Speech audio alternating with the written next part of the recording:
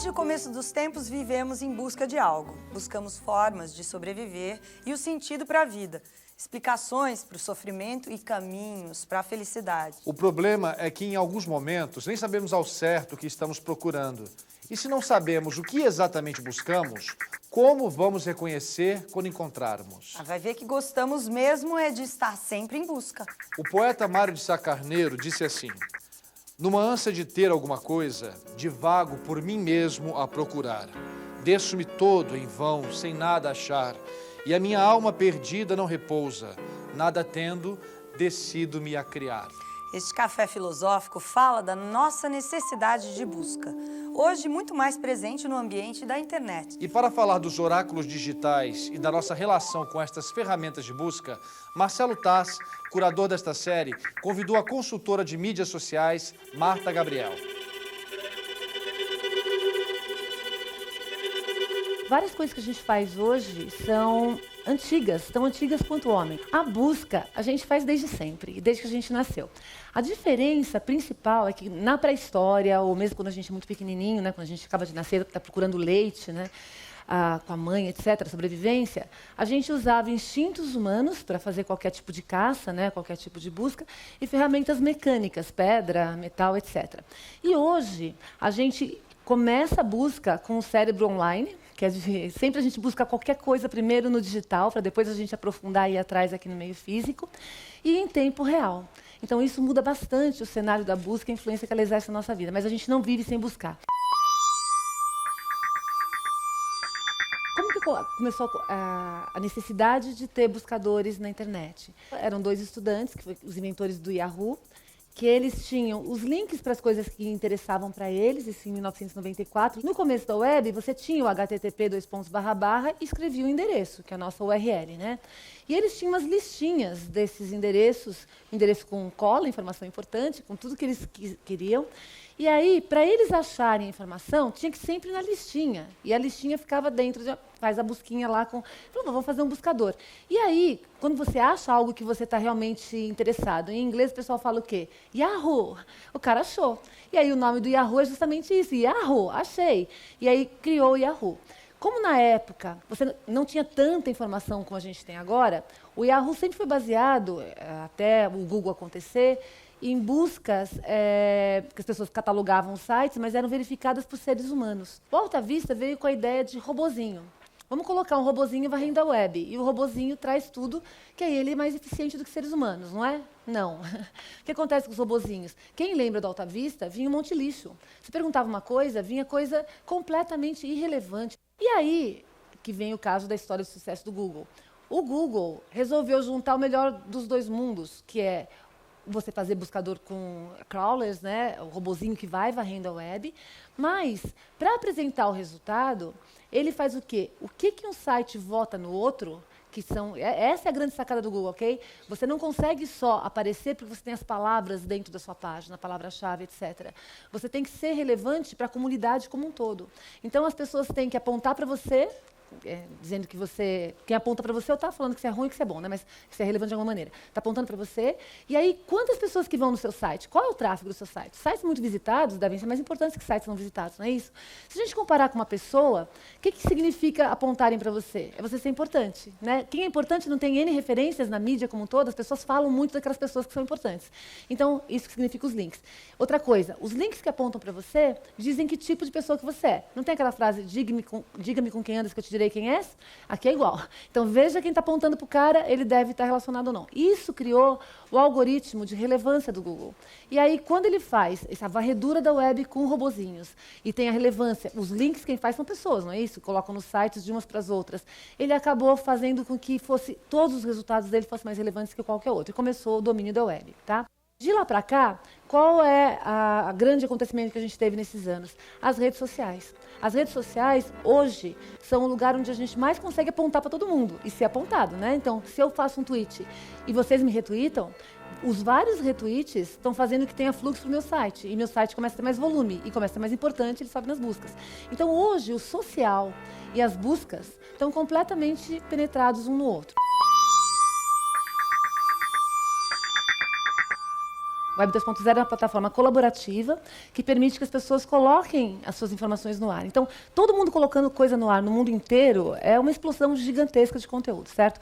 Não que todo esse conteúdo seja bom, tem muita coisa ruim, esse é um dos problemas que a gente precisa do filtro. A segunda coisa é a banda larga. Sem banda larga, você não conseguiria fazer essa troca de informação no celular. Quem usa aqui o celular para compartilhar informação só faz isso quem tem 3G, banda larga, senão a gente não conseguiria, né? E a mobilidade e a ubiquidade, que a gente tem computador em todos os lugares. O termo Web 2.0 foi criado para denominar a segunda geração da internet, caracterizada sobretudo pela colaboração dos usuários na criação de conteúdo. O ambiente online tornou-se mais dinâmico e interativo. Textos, vídeos, música, fotografia, tudo isso depositamos na internet. Se antes consumíamos o que estava armazenado, hoje cada vez mais criamos informação para compartilhar. A Wikipédia, por exemplo, é uma enciclopédia virtual escrita em várias línguas e pode ser editada por qualquer usuário. É um modelo do potencial de participação colaborativa na internet, onde cada usuário é também um pouco autor. A Wikipedia é uma fonte de busca muito legal. Ó, um monte de acadêmico não gosta da Wikipedia porque diz que ele é usado como única fonte. Verdade, como única fonte não é legal. Como em termos de validação, tem um monte de questionamento. E eles fizeram um teste que eles colocaram, especialistas, tá? Colocaram um erro num artigo na Wikipedia, plantaram esse erro, que só um especialista poderia achar. E ficaram cronometrando quanto tempo ia demorar para acharem. Menos de 2 horas estava corrigido aquele erro. Vocês não adquiriram habilidade aqui no mundo analógico de validar pessoas? Tem gente que fala coisa para vocês e vocês não acreditam, não é isso? Você fala, não, esse cara não sabe o que está falando. E tem gente que você acredita e faz aquilo. Fala, não, se ele fez isso, eu vou fazer igual. É a mesma coisa aqui, começar a ter alguma coisa de validação de fonte. Aonde eu posso acreditar, onde eu não posso acreditar. Não acreditar em tudo. Eu acho que a gente tem que perder essa ingenuidade que a gente tem ainda inicial de usar os meios digitais e começar a validar e ver como que a gente valida a informação de um modo geral, né? Então, a complexidade aumenta, a quantidade de informação aumenta. E aí, como é que a gente consegue, nesse cenário, achar as informações? Só com a busca. Sem busca, você não consegue navegar nesse conteúdo todo. Quando a gente tem tudo junto ao mesmo tempo, a gente tem todas as opções do mundo disponíveis para a gente, não tem? Qual é o primeiro pensamento que vem na cabeça? Que ótimo, eu tenho todo o mundo aos meus pés para escolher, não é? Só que não é bem assim. Tem um paradoxo, chamado paradoxo da escolha, que ele começou a analisar o que acontece quando a gente tem muita escolha. Em vez de a gente se sentir livre, feliz para escolher, a gente fica angustiado, porque você tem que analisar. Olha só, gente, se eu tenho 3 opções de escolha, eu tenho 3 coisas para analisar.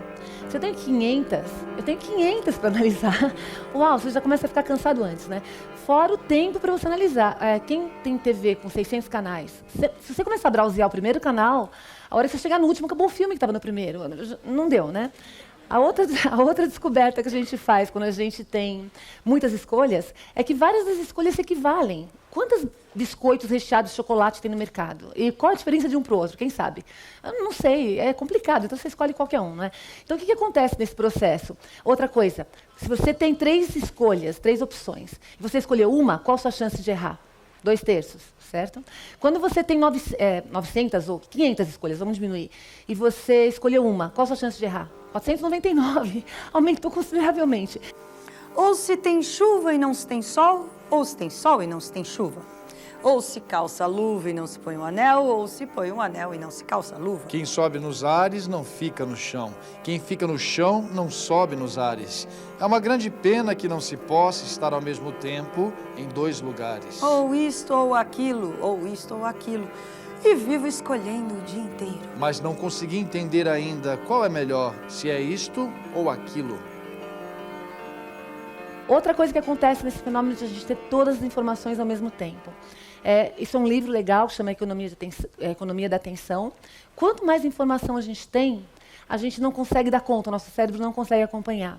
E isso causa que a gente diminua, mais informação diminua a atenção. Então, a riqueza de informação causa pobreza de atenção. E a pobreza de atenção faz com que a gente só veja o que é relevante. Relevância é a palavra de ordem na web hoje, né? Nas redes sociais, no Twitter e na busca também. Link patrocinado é calculado por relevância. É só coisas relevantes que são mostradas. Os buscadores, quando eu comecei a pensar sobre aquele processo, né, de você ser encontrado, não ser encontrado, a gente buscar as informações, eu acho que eles são muito parecidos com os oráculos, né? Então, o que os oráculos antigos faziam? indicavam caminhos e escolhas, não é isso? Você ia lá no oráculo, perguntava alguma coisa, ele dava uma resposta meio confusa, que era bom, porque você tinha que pensar, né? Na realidade quem decidia era você, não era ele, mas ok, você perguntava, e aí ele te ajudava, vai resolver o seu problema. O que os buscadores fazem? Exatamente a mesma coisa. Você entra na web, você coloca lá uma palavra-chave, você faz uma busca de um aplicativo para iPhone, seja o que for, e aí ele te ajuda a resolver o seu problema, encontrar as opções possíveis ou qual é a melhor escolha para aquilo que você queria. Um dos principais oráculos do mundo antigo foi o oráculo de Delfos. Os peregrinos iam até este templo grego em busca de respostas para o futuro e o destino. E como primeiro conselho, encontravam a inscrição no portal do oráculo: conhece-te a ti mesmo. Hoje já não temos Delfos, mas temos muitos oráculos digitais e peregrinamos até eles quando precisamos de qualquer tipo de informação. E se os sites de busca na internet não respondem sobre o futuro e o destino, eles nos guiam nas nossas buscas cotidianas. Graças às respostas dos oráculos digitais, é possível conhecer o mundo. Então, nesse processo, qual a importância dos buscadores na nossa vida hoje? Bom, primeiro, Google virou verbo oficial da língua inglesa em 2006. Nada vira verbo oficial se você não fizer isso muito. Bom, os buscadores são super importantes no cenário e algumas estatísticas. 90% das pessoas online usam buscadores. Os 10% que não usam devem ser aquelas pessoas que realmente entraram agora e ainda não sabem que eles existem. Mais de 75% das pessoas declaram em pesquisas feitas por órgãos de pesquisas no Brasil e no mundo que elas acreditam no resultado que elas receberam. Ou seja, aquilo lá é a melhor coisa para mim. Isso é um problema. Por quê? Quando você acredita em algo, aquele algo te domina. Aquele algo passa a ter valor para você. O que dá poder para algo? É você acreditar naquilo, tá certo? O que dava poder para os oráculos antigos? A divindade. A gente acreditava que eles eram divinos, né? As pessoas acreditavam que eles eram divinos. E isso dá poder para o que eles falam. Só que se a gente for comparar o poder que os oráculos antigos tinham com o poder que os buscadores hoje têm, pensa só. As pessoas tinham que ir até um lugar distante para perguntar para os oráculos, não é isso? Dava trabalho, né? Era cansativo, tinha que saber onde ele estava, etc. Né? Era de vez em quando. Buscador está a um clique de distância. Você tem buscador em todos os lugares. Você pergunta. E o que é pior, os oráculos, você tinha que interpretar o que eles falavam. E os buscadores, eles te dão a resposta ali. É isso. Não tem questionamento, está lá para você fazer. Então o poder é um pouco maior. E o meu questionamento aqui é: as pessoas sabem disso? Será que as pessoas sabem que quando elas estão usando um buscador, ou a busca em geral, que no iPhone também a gente tem busca, gente, não é só o Google, tá? Estou falando de maneira geral da busca. Será que a gente sabe? Vocês tinham essa noção que vocês, quando faziam uma busca, tinha tanta influência naquilo que vocês fazem que determina o dia a dia de vocês? Então, isso modifica o comportamento da gente. A influência vai ser cada vez maior naquilo que a gente faz.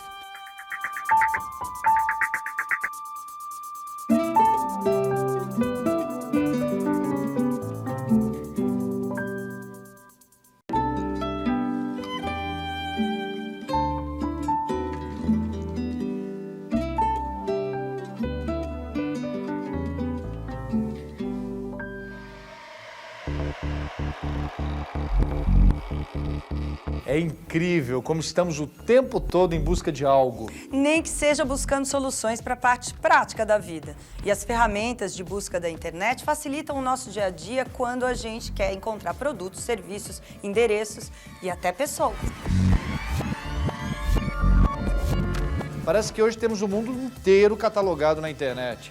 E podemos carregar todo esse universo no bolso. O mundo virtual ficou mais real do que o mundo concreto? Quem não cria sua vida virtual está condenado à morte digital.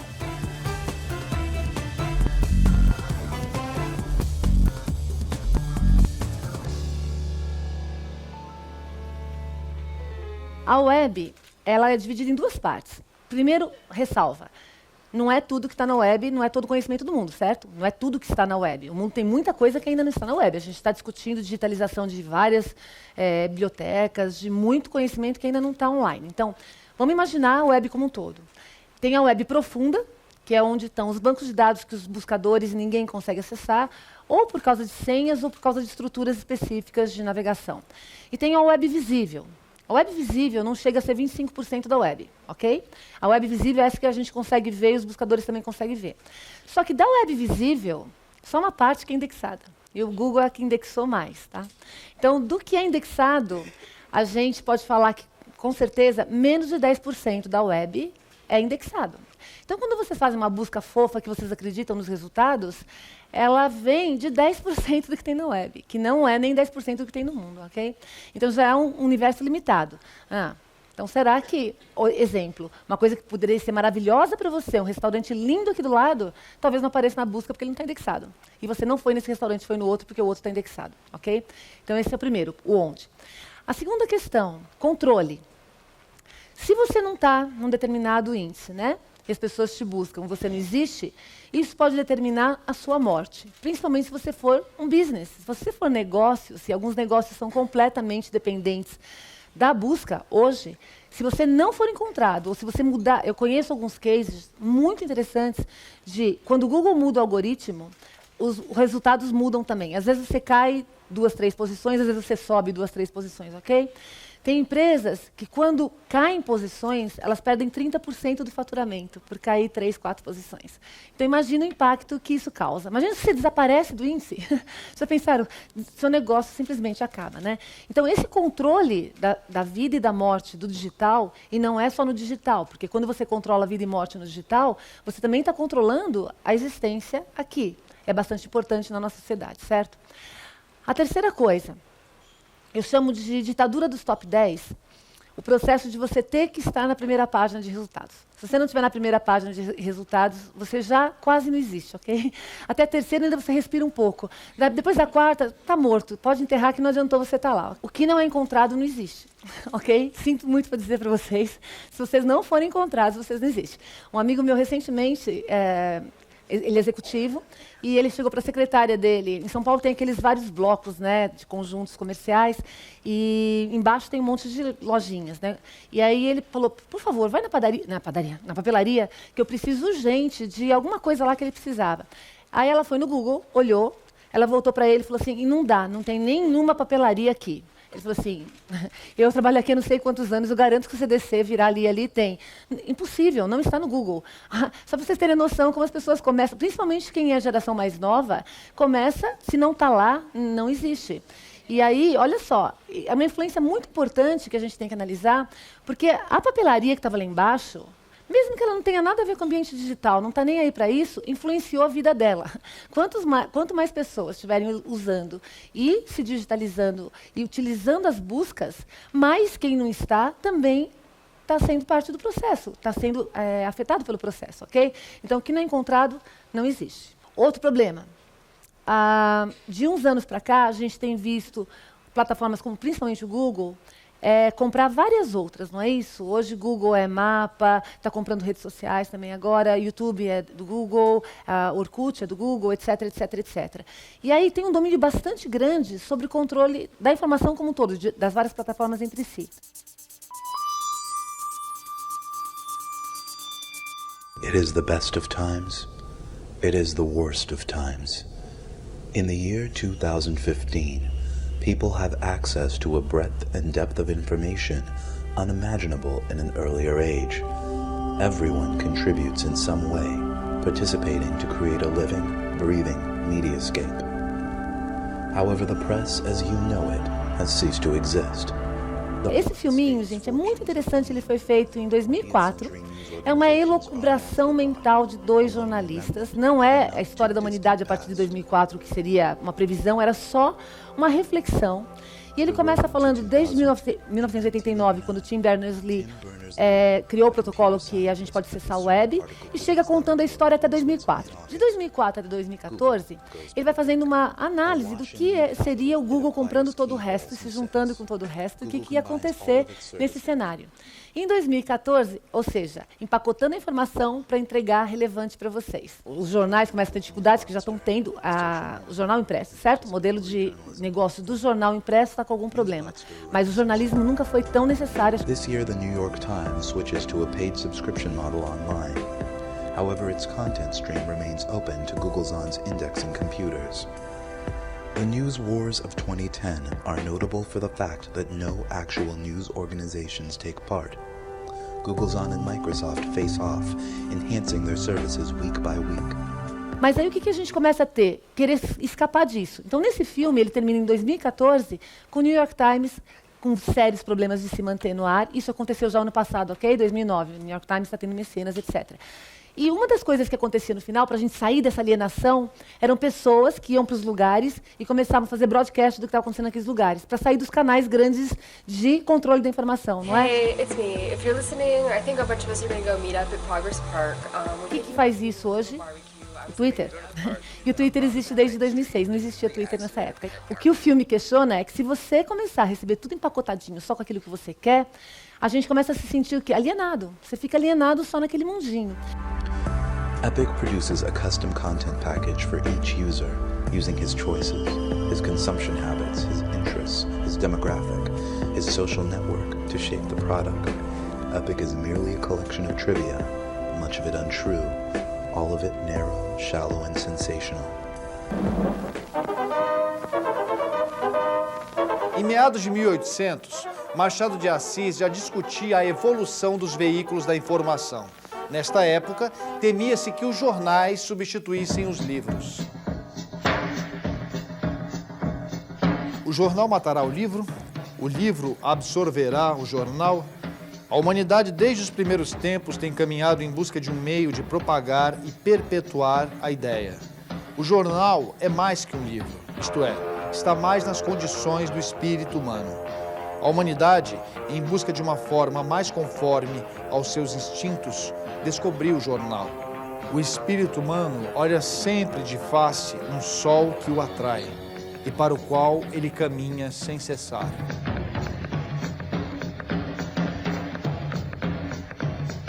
Atualmente, com a tecnologia e a mobilidade, qualquer pessoa pode fazer a cobertura dos fatos.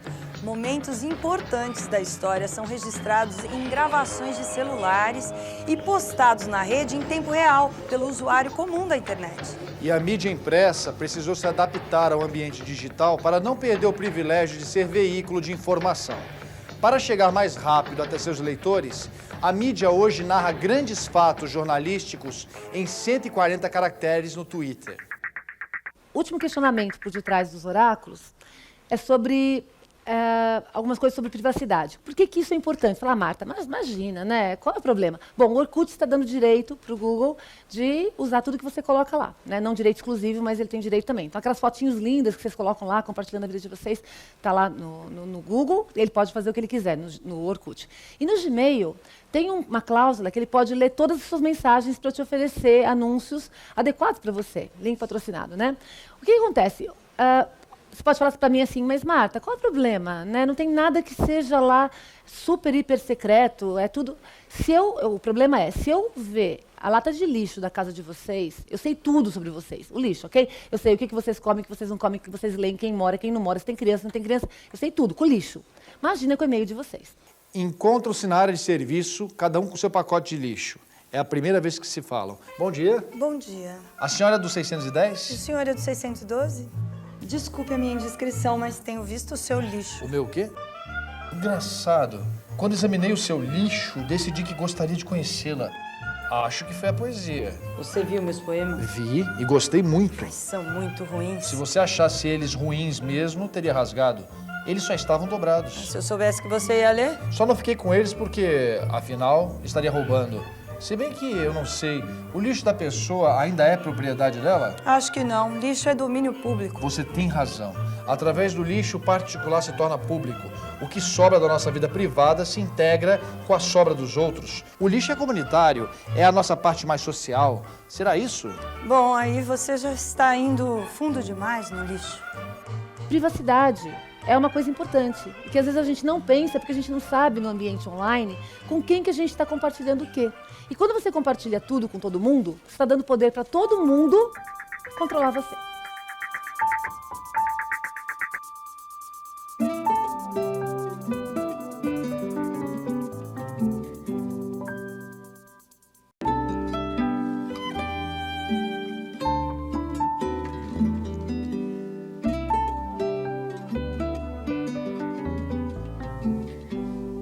Todo mundo diz que detesta fofoca, mas quem é que nunca bisbilhotou a vida alheia?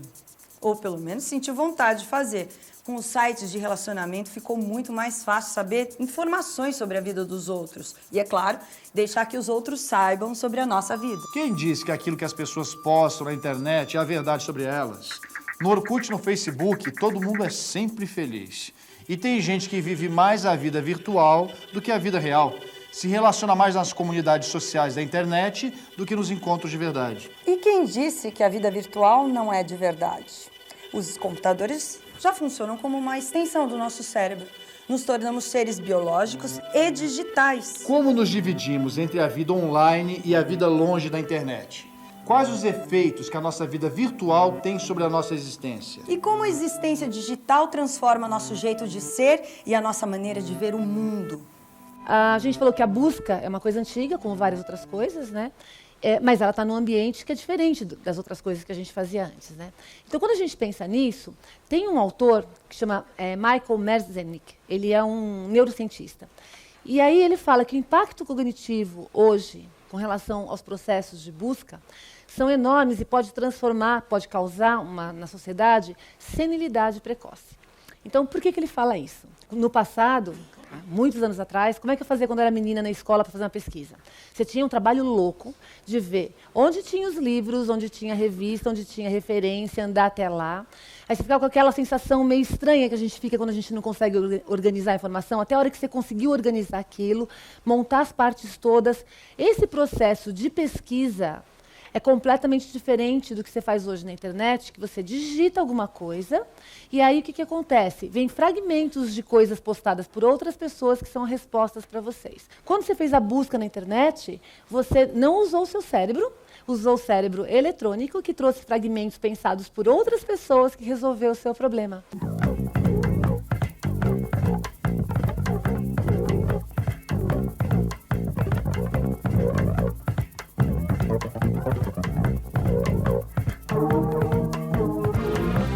Outra coisa também que é bastante interessante a gente analisar. Cada vez mais, a gente está cercado de sensores. Os nossos sentidos passam para fora do corpo. Então, os 5 sentidos que a gente tem aqui, que é por onde a gente filtra a informação no mundo, onde a gente traz as coisas no mundo, começam a se expandir para outros sensores no mundo, não é isso? E aí, o que isso implica? Que cada vez mais nós estamos distribuídos fora do nosso corpo humano. Então, o meu cérebro hoje, eu garanto para vocês que mais da metade dele está no meu computador, em casa e na internet, em várias coisas, né? Quando vocês colocam fotos de vocês, informações, as pesquisas, tudo que vocês fazem. No computador, as coisas não estão lá, vocês têm tudo isso na cabeça de vocês? Não, vocês perdem se você perder o computador, não perde? Então, nós estamos nos distribuindo nos ambientes online e offline. Tem um nome acadêmico para isso que chama cibridismo. Cibridismo, nós somos híbridos agora. Qual a diferença de um híbrido e de um híbrido? Um híbrido é quando você é um corpo e é composto de partes diferentes, né? Uma perna biônica, alguma coisa assim. Você foi formado por modos diferentes. E o híbrido é quando o seu corpo se esparrama entre várias outras coisas diferentes. Você vive nessas... Nós não somos mais on e off, nós somos on e off o tempo todo. Nos Estados Unidos, os jovens mandam mais de 100 SMS por dia. Quando você manda mais de 100 SMS por dia, você está o tempo todo com alguém. Você não consegue mais ficar sozinho. As implicações que a gente tem. A outra coisa que está acontecendo, por causa de todas essas tecnologias que a gente tem, todas essas opções que a gente tem, tem um termo que também não é novo, infobesidade. Tá? Infobesidade não é uma coisa nova. O que é infobesidade? É o excesso de informação, que começou já faz uns 15 anos, não é desde agora. Nos anos 60, o que a gente tinha para fazer? Alguém lembra? Bom, eu posso lembrar, porque eu nem falei para mim a história para vocês em memória, né? Então, nos anos 60 a gente tinha televisão, não tinha rádio FM, tinha um canal de televisão ou 2 no máximo, livro, acabou. Não tinha gravador, tinha rádio, com alguns canais, não consigo lembrar de mais nada, ok? Aí foi aumentando. Quando a gente começou a ter videocassete para gravar, gravador para as outras pessoas, você começa a ter mais lição de casa, né? Eu vou gravar e eu vou editar, eu vou fazer foto. Antes você tirava foto, demorava um mês para revelar, gente, a preto e branco, depois a colorida, ok? Isso quem tinha máquina. Agora a gente tem máquina, aí filma, aí... O que acontece? Você tem tanta coisa que você pode... Quem aguenta preencher mais do que 3 perfis de redes sociais? Não dá, né? Não sei quantos, mais blog, mais não sei o quê, mais blá, blá, blá, blá. Você começa a ficar com as mesmas 24 horas do dia que você tinha para fazer 3 coisas nos anos 60, e agora a gente tem 24 horas para fazer 500 coisas. E 500 coisas legais. Ah, não, mas eu posso editar isso. Puxa, mas eu podia fazer aquilo. Ah, mas... Não dá. Marta, a Ana Carolina faz uma pergunta, inclusive, muito apropriada sobre esse nosso cansaço de lidar com os eletrônicos e com essa facilidade de ficar rodeado de tantos eletrônicos. Você acha que os buscadores podem ter deixado a sociedade preguiçosa, já que antes da internet se lia mais e se tinha mais trabalho para achar determinada informação? Será que a informação e o conhecimento não estão ficando muito de mão beijada? Primeira coisa, eu acho que a gente é preguiçoso por natureza, né?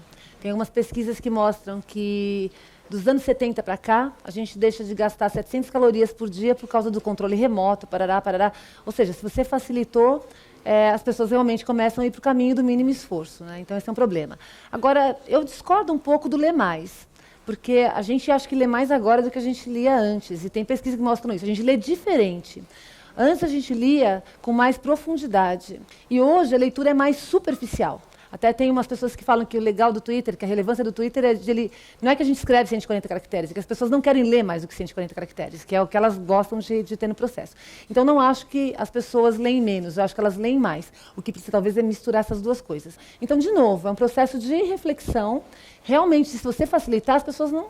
A menos quem reflete sobre o processo é que vai tentar achar um outro caminho. Senão, você vai fazendo e vai consumindo sem nem perceber que aquilo lá está dominando e te encaixando.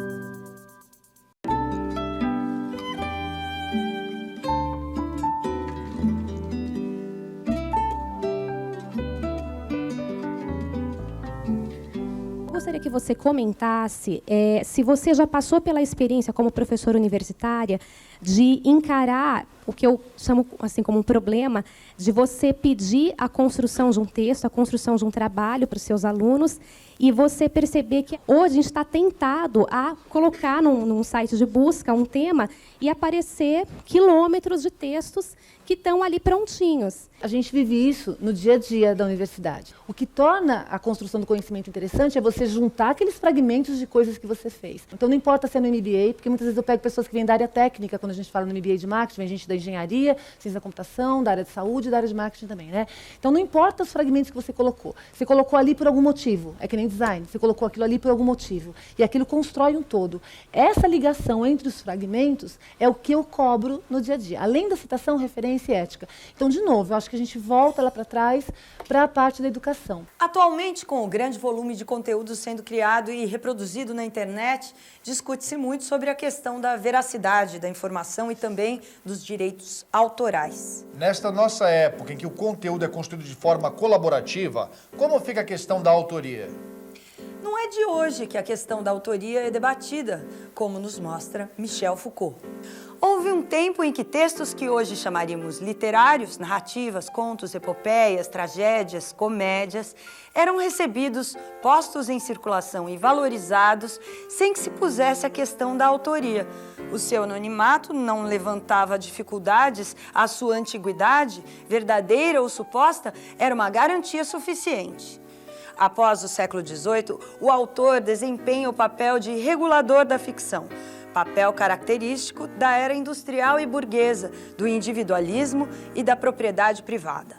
No entanto, levando em conta as modificações históricas em curso, não há nenhuma necessidade de que a função autor permaneça constante em sua forma ou em sua complexidade ou em sua existência. Ô Marta, o que você acha das instituições de ensino que restringem o uso de ferramentas de busca e pesquisa, como o Google, e de redes sociais como Twitter, Facebook e Orkut? Você acredita que essa é uma atitude correta e educativa, bloquear sites? Essa mesma resposta acho que vale para as empresas, porque eu ouço as pessoas perguntarem, as empresas não deviam abrir tudo para todo mundo?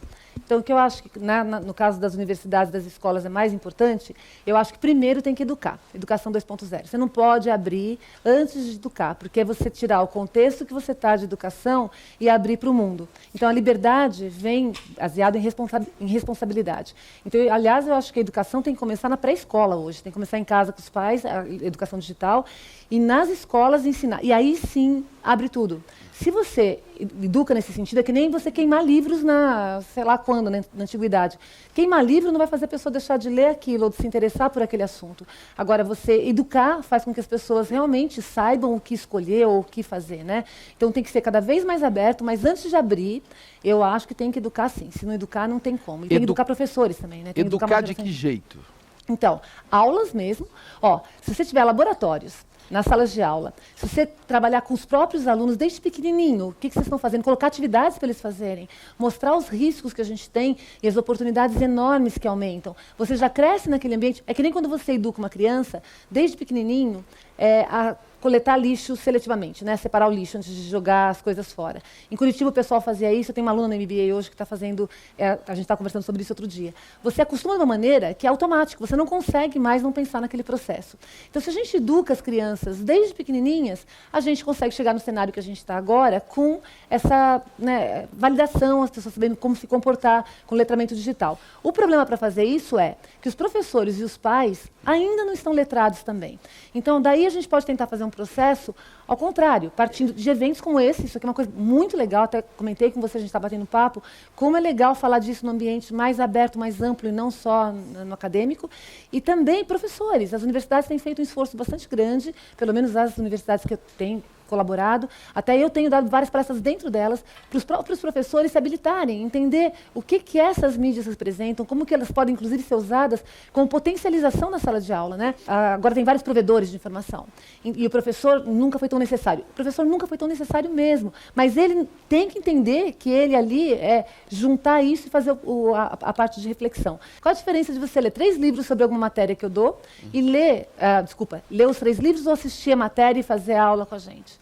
Gente, é isso que faz a universidade ser uma universidade. Na aula, você vai refletir comigo, você vai refletir com os outros componentes que estão lá. E você vai aprender como escolher o que fazer ou o que não fazer quando não são mais aqueles livros, quando você tiver mais 10, 20, 30 livros. Então, é essa educação que eu acho que a gente tem que prover nas empresas, nas escolas, começar desde lá de trás e nas famílias. Não adianta deixar a responsabilidade só para o lado de fora. Aí eu acho que a gente pode abrir tudo.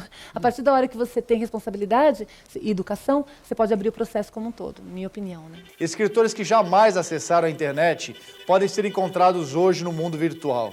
O conhecimento que antes morava nos livros de papel, agora também passa a ter vida digital.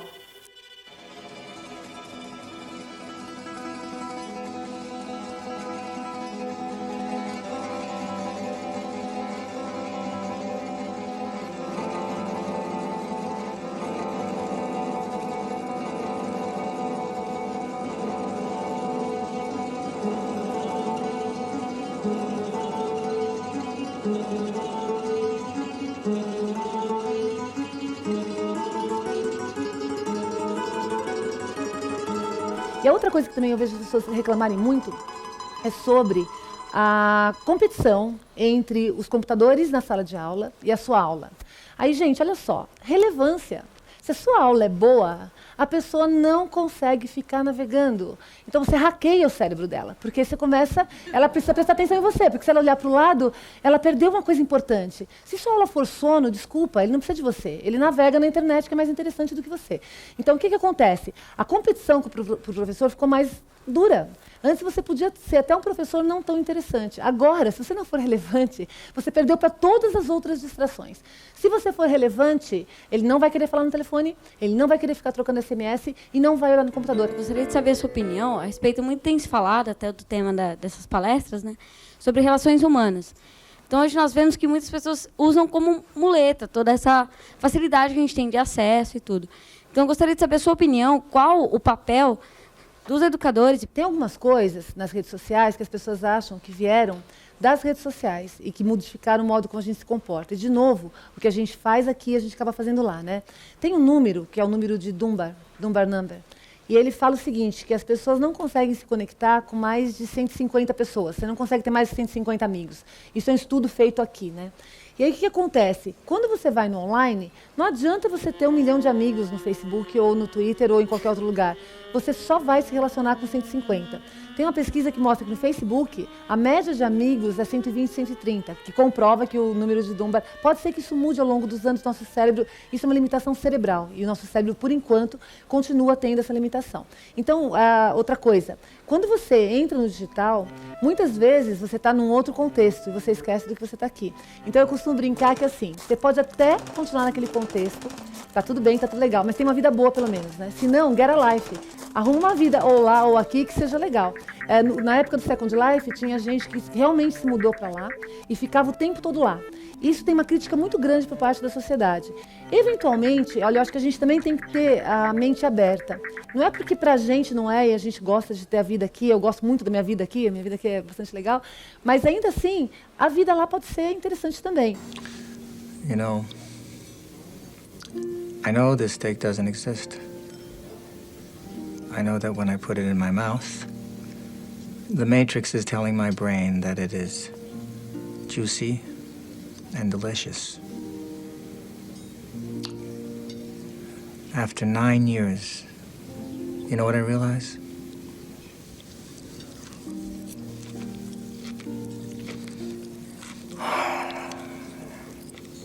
Ignorance is bliss. Então, esses questionamentos, a gente ainda está lidando, não tem as respostas, né? A gente tem as perguntas. E a gente está vendo como que as pessoas se comportam e tentando tirar também os preconceitos que a gente tem. Tem um outro livro muito legal que é High Tech, High Touch, do John Naisbitt. E ele fala que quanto mais tecnologia a gente tem, mais a gente precisa do calor humano, que isso explica também essa busca nossa pela humanidade, né? E algumas coisas que ele fala nesse livro são muito interessantes. A gente hoje não consegue mais separar o que é natural e o que é artificial. Então, a gente começa a ter um blur por causa da tecnologia, né, entre as áreas. E aí, eu vou fazer uma pergunta para vocês. O que vocês acham? Prótese de silicone no peito, é natural ou artificial? Artificial. Pintar o cabelo? Artificial. Pentear o cabelo? E cortar o cabelo? Artificial ou natural? O que é mais natural? Você ficar banguelo sem um dente que caiu ou você colocar uma prótese que corrige a mastigação? O que é mais natural? Você ficar sem metade da perna que você perdeu ou você pôr uma perna que te ajuda a andar direito? E se você tinha uma essência de ser, sei lá, uma loira peituda? Você sempre quis ser aquilo e nunca conseguiu ser. Gente, se a sua essência é aquela, não é mais natural você ser aquilo e ser feliz do que você... não que todo mundo queira que você seja aquilo, aí você não está sendo feliz, está sendo... mas se é aquilo que você quer, tem muita coisa que a gente pode fazer. Talvez isso seja mais natural do que eu não ter tido a felicidade de nascer do jeito que eu queria. Então, nesses processos das redes sociais, da busca, etc., primeiro, entender que pode ter coisa boa nesse cenário, sim, a gente pode ter uma vida muito legal lá, que tem muito potencial, e ensinar isso para as pessoas. E tentar, a gente não sabe todas as respostas, a gente tem que deixar acontecer e observar. A gente mesmo não sabe como que a gente utiliza e se apropria dessas plataformas, que podem melhorar ou não. São ferramentas, o modo como a gente se apropria delas pode melhorar a nossa vida ou não. O que não pode acontecer é a gente viver em função delas. Então, o que eu acho legal? Educar, de novo. Mostrar onde é legal, mostrar o que não é tão legal, e não é dar caminhos, mas mostrar o menu e falar, vamos experimentar. E vamos ver, onde já não deu certo, talvez a gente não faça, e onde dá certo, a gente vai continuando, né? Mundo virtual, relações humanas, demasiado humanas. Hoje falamos de Google, Wikipédia, Facebook, Orkut, Twitter, todos os oráculos digitais. E para que você não se perca nas buscas da internet, acesse direto cpflcultura.com.br/Café Filosófico. Até o próximo programa. Tchau.